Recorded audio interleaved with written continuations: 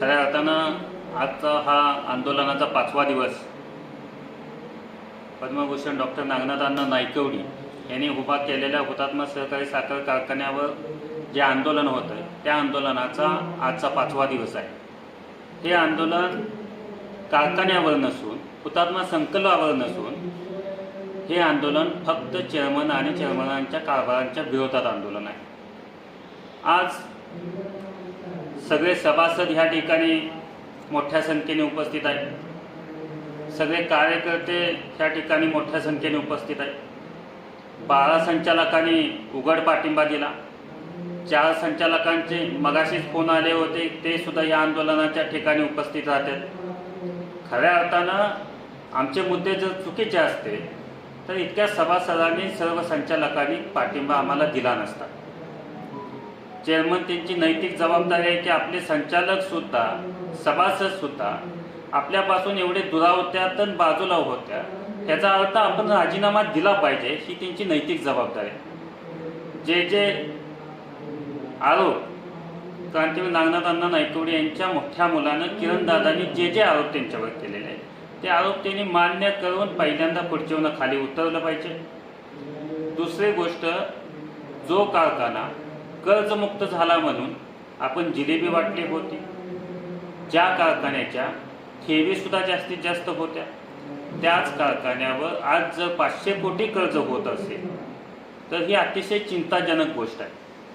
त्यामुळं ते कर्ज ते कशा पद्धतीनं फेडणार, कशा पद्धतीनं ते कर्ज भरणार ह्याचं सुद्धा कबुली त्यांनी दिली पाहिजे।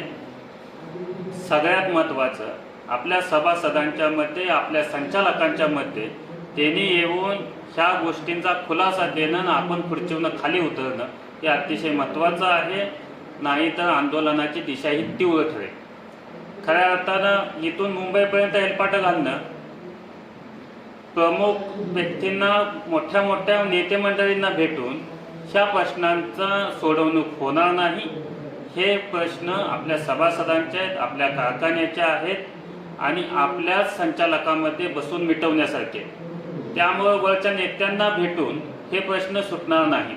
RTD विभागाची सुद्धा 28 तारीख पडलेले हिअरिंगची जे आरोप झालेले, ज्याविषयी तक्रारी झालेले त्या सुद्धा ऑफिसनं पाठपुरावा यांच्या मागं तारखा पडायला लागल्यात चालू केलेले आहेत। ह्याची आंदोलनाची तीव्रता वाढली तर ह्याच्यातून अजून काहीतरी वाईट घडण्यापेक्षा चेअरमननी बेरेशानं व्हावं आणि ह्या ठिकाणी येऊन आपल्या सगळ्या कबुल्या द्याव्यात आणि खुर्चीवर थांबावं, एवढं चॅलेंज सांगतो। खरं म्हणजे ते आंदोलन करताना सुद्धा अतिशय मनाला वेदना होत्या की काय ह्या ठिकाणी असायचं आणि ह्यांनी काय ह्या ठिकाणी करून ठेवलंय। हे करताना सुद्धा कुणाला आनंद होतोय, ह्याच्या मागं आम्हाला खुर्चीवर बसायचं आहे, हे सगळं चुकीचं आहे। हे सत्तेसाठी आंदोलन नाही चाललेलं, जे अण्णांनी उभा केलं होतं ते टिकण्यासाठी आंदोलन चाललंय।